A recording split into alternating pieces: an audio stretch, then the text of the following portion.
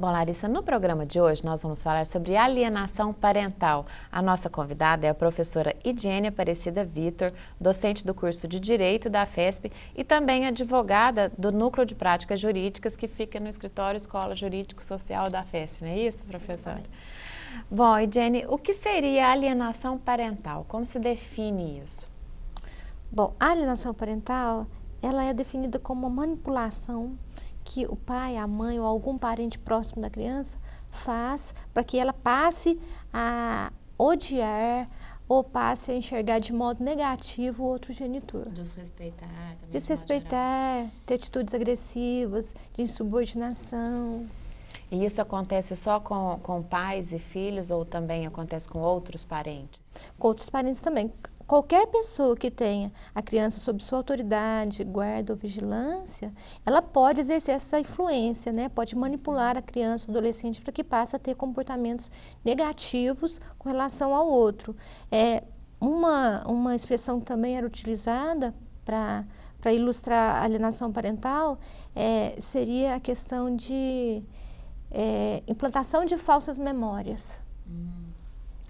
O que seria uma invenção da figura do outro. O outro não é aquilo que está sendo retratado cotidianamente para a criança, né? Mas aí a criança passa a receber aquilo todo dia, e começa a acreditar. E quais são as consequências, né, da alienação parental para as vítimas, no caso, tanto as crianças quanto as pessoas que sofrem essas desqualificações? Para a criança é o mais drástico.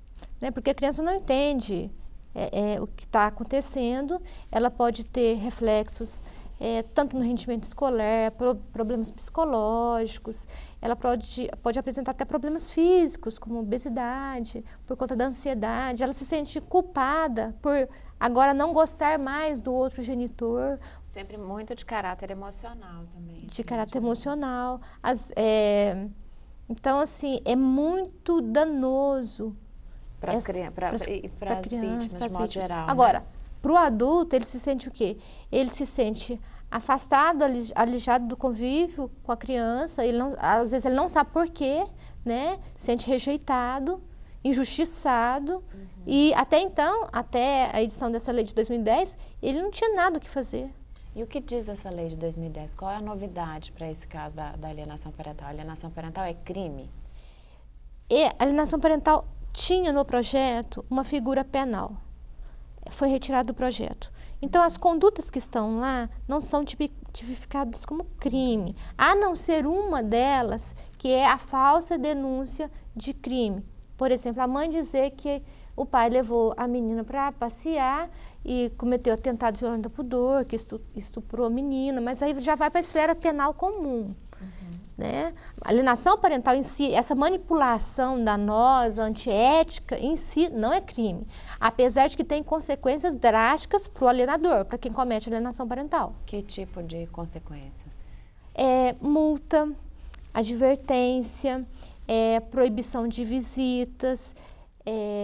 No caso dela ter mudar a guarda. A guarda da criança, ela pode perder? Pode perder, inverter a guarda, inverter quem busca e quem devolve a criança, porque tem gente que muda de endereço só para dificultar, muda de cidade, inclusive, para dificultar. Então, o juiz pode impor o seguinte: quem vai levar a criança para a visita vai ser você que mudou de cidade só para dificultar. Entendi. Né? Então, tem várias medidas. Cada caso é muito individual, né? Os casos são existem muitas brechas, muitos casos específicos. Tem que ser estudado um a um, assim mesmo? Não, às vezes você tem um conjunto completo, né?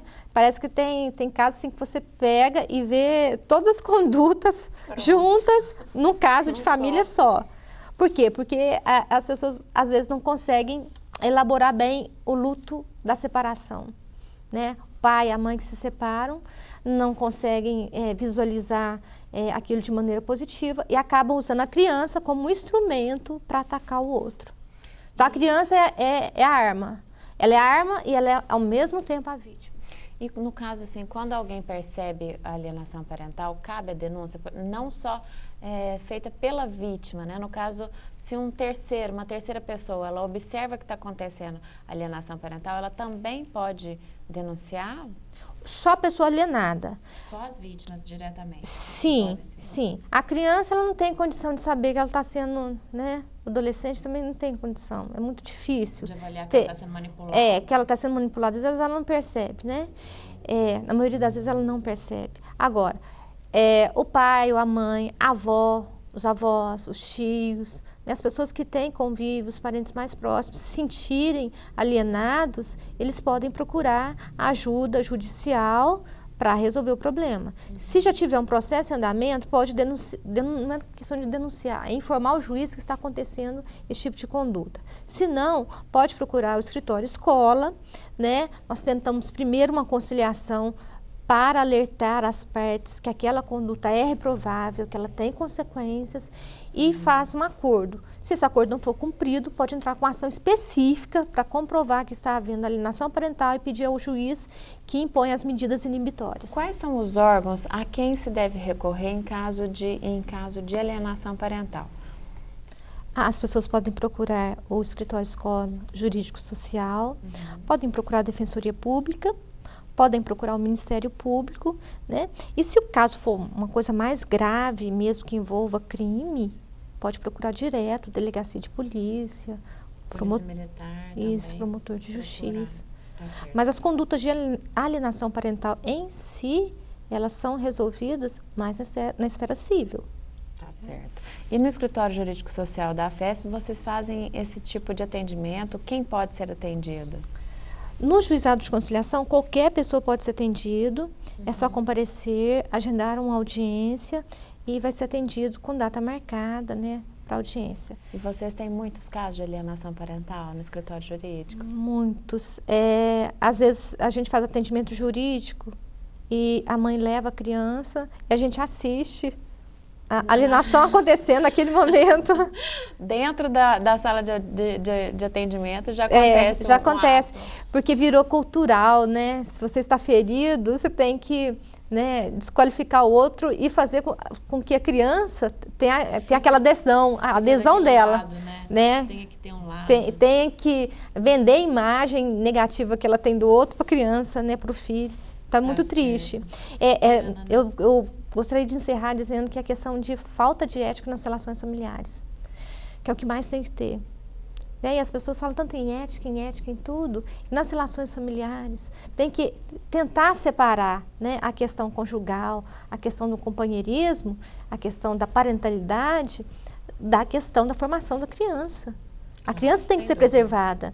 Ela não tem maturidade para filtrar o que está sendo dito para ela, né, se é verdade, se não é verdade, se está sendo gerado ou não.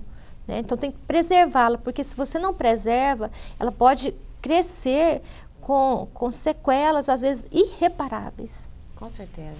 Professora, então, muito obrigada pela sua participação. Lembrando que o atendimento no Escritório Jurídico Social da FESP acontece... O Escritório Jurídico Social da FESP fica localizado à Rua 3 de Maio, número 33. O telefone para contato é 3529-DDD 35, 3529-8077. Qual é o horário de atendimento, professora? Da 1 às 5 horas. De segunda a sexta-feira? Sim. Tá, joia. Muito obrigada mais uma vez, Ediene. Larissa, com você.